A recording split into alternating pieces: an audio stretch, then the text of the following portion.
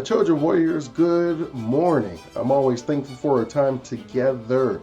I'm always looking forward to this get together. I'm especially excited for the month of February as we focus on restoring Black wealth and we have an emphasis on just celebrated Black history, whether that is in America or abroad. Today, I felt like I would be remiss if I did not discuss Justice Thurgood Marshall. And so when I started reading about him, I was like, okay, we're looking at figuring out some of these clues of the most successful. What is it that they were doing? Things that we can learn from them and we can apply to our lives. And so you'll find that Justice Roberts, he was born in 1908 in Mississippi.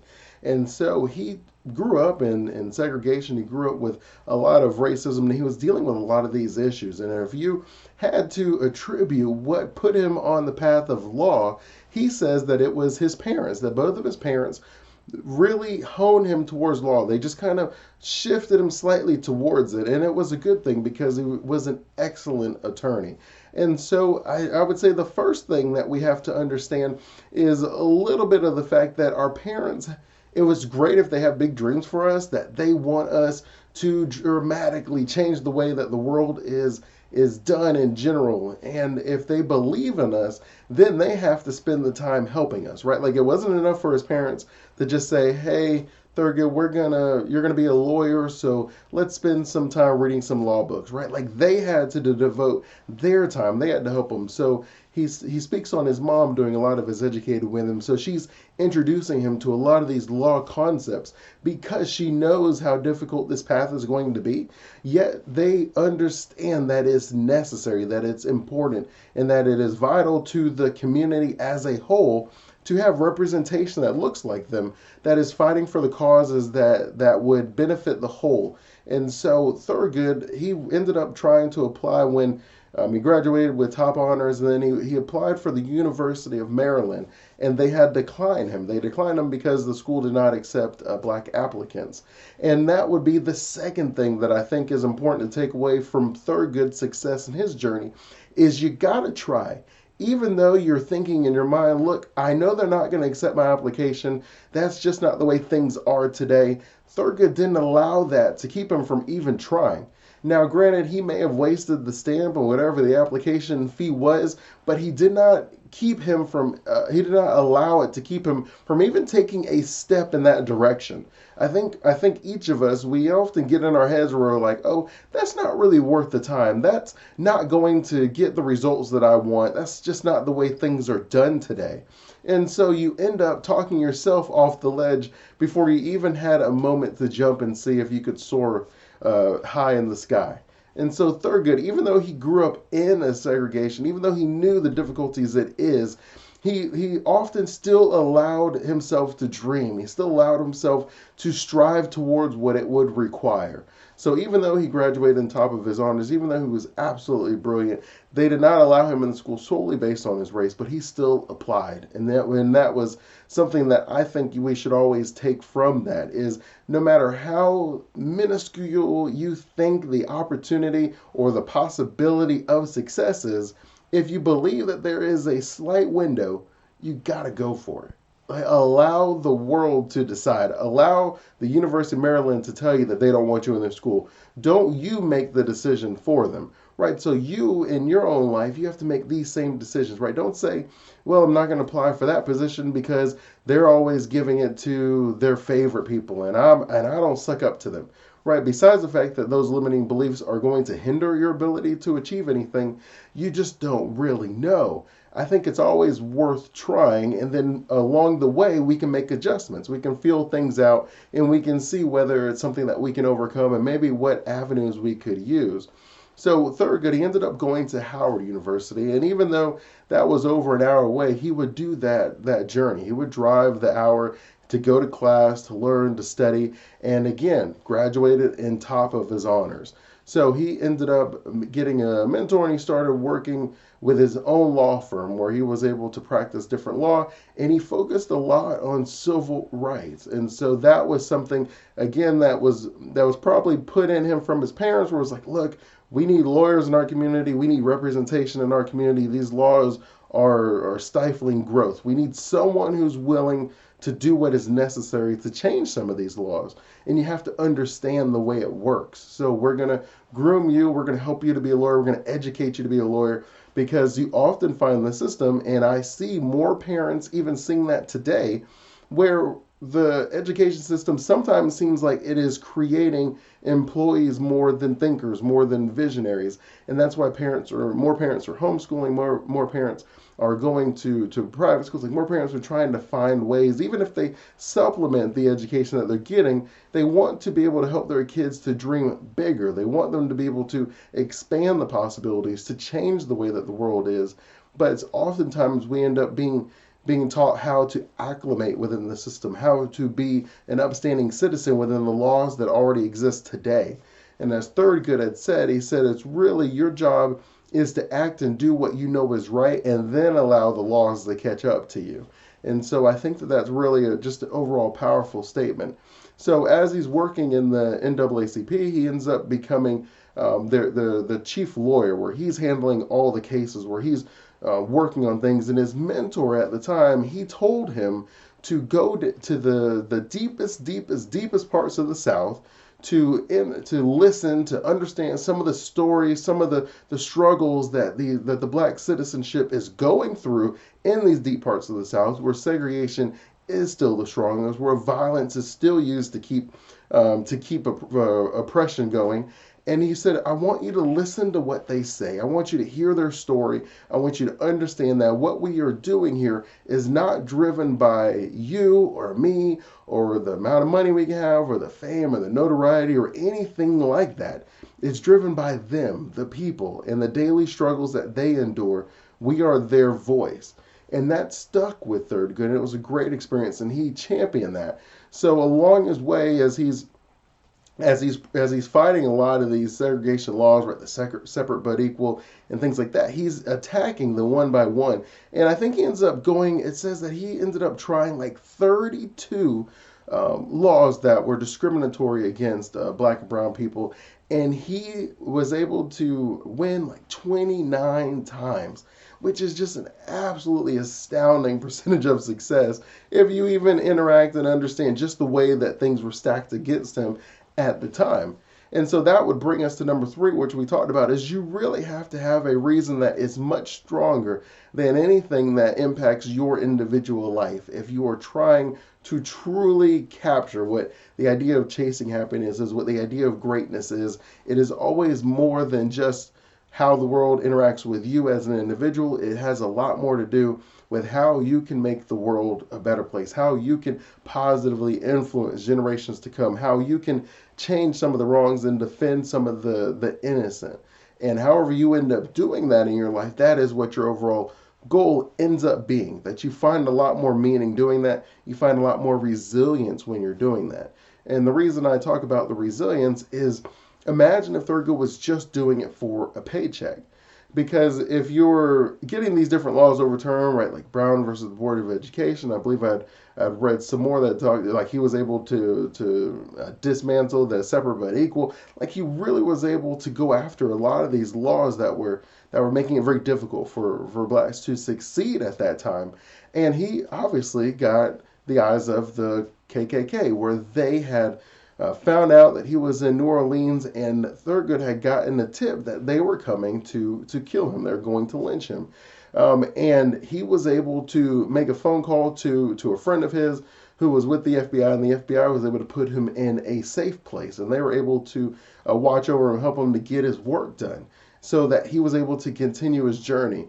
And Thurgood, if you read about him, he's often seen as a very jovial storyteller, even when he's telling the most serious of stories, that people often are able to appreciate just the way that he's telling the story, where they're learning, and maybe they don't always know that they're learning. But one of his funny quotes when he was talking about the KKK, he said, well, the KKK never dies. He said, sheets have just gotten too expensive. And so you can see how he just, the lightness that he took of himself, but the seriousness that he took in his craft.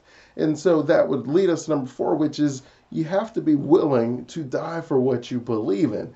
And I know it sounds like excessive and a little bold, But even with that said, there's going to be enough trials and tribulations along your journey that if you are not firmly set in that your conviction that this is a necessary change in the world for whatever that why is that you are striving for, then you're going to end up quitting somewhere along the way. It is just that difficult of a journey.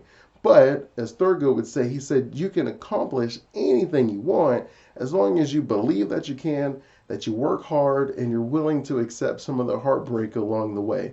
Because he said these are certainties in life if you're striving and chasing happiness. And so ultimately, all the success, as Thurgood is he ends up becoming a judge, and they say that none of his rulings were ever overturned by the Supreme Court, and then eventually he gets nominated to be a justice on the Supreme Court.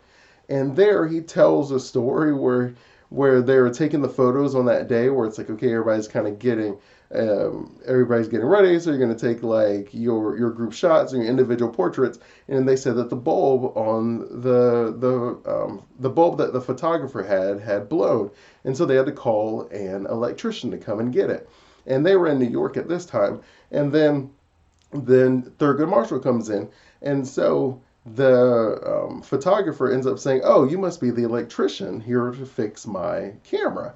And Marshall said he chuckled at it because he, just right, like that's just some of the assumptions that people were dealing with at the time. Like you're coming in, oh, you're here to, do some sort of manual labor and some things of that nature. And Marshall joked and he said, like, you don't possibly think that I'm an electrician. Like he said, if you know me, then you know I'm not an electrician. And it's really just a funny story, even though it's a very serious message of the assumptions that people make and the way that we deal with things in our interactions. And then we're going to close off by just simply saying that Marshall, that the epitome of his greatness is tied to the fact that he never lost compassion for his fellow man, that he felt his job was to help those that didn't have a voice. And however he could, that's what he did. And then eventually society catches up with you. And then when he passes in 1991, it's like all the presidents and the senators, like everybody's there, and it's this big deal. But it wasn't that big of a deal, decades ago when they were coming to lynch him. It wasn't that big of a deal when people were sending the death threats and he wasn't really getting paid anything. But he just stayed on the course, which often is how we focus on the Achoja lifestyle, is if you take small, simple, daily steps every day towards your goal, you will find that you may overestimate what you can do in 1 year, but I promise you'll underestimate what you can do in 3, 5, 10 years. And in Thurgood's case, a lifetime. That the impact that he had, the way that he was able to influence the way that laws were changing, he was able to bring the work that would be some of the staple of the idea of being able to restore black wealth. Just the idea to make livable wages, for you got rid of segregation, just different things. And while the implementation, while they have not always caught up to the idea, he did his part. He did the best that he could with the laws and the ways to work with the laws that allows us the ability to strive for greatness. And then we each have to pick up that torch and to take it to the next level. We have to go a step further. And I found that as far as me and where my passion project has to do is, as I mention to you guys all the time, I'm focusing on ways to restore black wealth. The idea that when I read in 2053 that black wealth will be $0, I just feel like that cannot happen. And then 20 years after that, it says that Hispanic wealth will be at 0. That is just the idea that can't and shouldn't happen. So how do we create economic opportunity? And as I always say, it's a twofold process. It's the better self, which leads to the better wealth, where we have to invest in ourselves. We have to be willing to like Thurgood's case, to be able to go to the law school, to apply yourself where you can graduate at top honors, and then you have to be willing to do the hard work, whether that is, in his case, driving an hour out of your way to go to Howard University, even though your grade, you should have been allowed in any law school that you wanted. He just didn't allow the fact that things were difficult to convince him that things weren't worth trying, that things were impossible to accomplish. And you want to make sure that you understand the difference between difficult and impossible. Most things in life are difficult. Few things in life are impossible. but we mix the two together where when we see difficulties, we think impossibilities. Thurgood did not. Did he know that he was going to become the first African American justice of the Supreme Court? It's hard to say. I don't know. But I do know that he believed that if he worked his butt off, that he would be able to accomplish the goals that he had set, which is giving a voice to those who don't have it, people who are being attacked and were being misrepresented and were living a subpar, subhuman life because there were not laws and there was not a champion who would take their cause up. And so it's important for each of us to see a problem in our community and then to step up. And I mean, if you see something, it's not someone else's job, right? It's our jobs, right? It's the indifference is the death of societies in general. And Thurgood, he often said that, look, if you see inequality and injustice, you have to say something. And he said you simply have to say something, if for no other reason, it's because America is your country, and if you're trying to make it great, if you're trying to build it up to the ideals, then you have to say something. And oftentimes that most people have just told themselves, look, my voice isn't going to change anything. We see that a lot with people, why they don't vote, why they don't get involved and volunteer and activism. They don't. Most people just don't want to do anything except complain. There's lots of people who will complain, but there's not enough people who will invest their time and resources and their talents into growing solutions to change the world by changing themselves so that the world can become that place that they can see inside. And so that, of course, will be a mindset moment. I'm always thankful for our time together. Guys, I am trying to put some finishing touches on just this overall celebration at the end of Black History Month that I'm trying to put together. If you are in the Northeast Florida area, so I'm in Jacksonville specifically, if you find yourself in the area, and I'll keep you guys posted on that, it may be something that we're going to start building, and you may want to be able to come on a regular basis, but we're going to put something together. I don't know how big, how small, but if you're interested, reach out to me. You can find me on LinkedIn. You can find me on anywhere, really. But, like, comment, share, email me, let me know. I always look forward to hearing from you guys. Until next time, continue blessings on your journey to become the champion of your dream life. And as always, better self, better wealth.